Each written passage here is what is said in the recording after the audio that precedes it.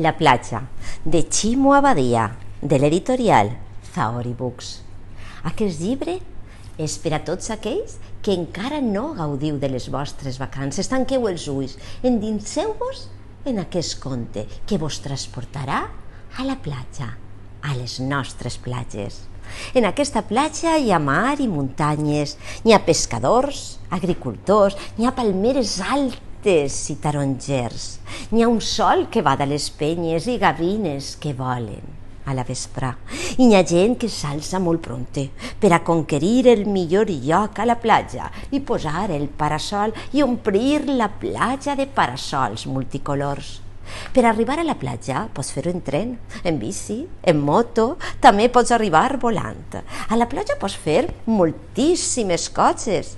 Pots enterrar a l'avi i també pots construir castells i tindre un cocodril i jugar a pales i fer caiac i llançar-te per un tobogan i saltar ones.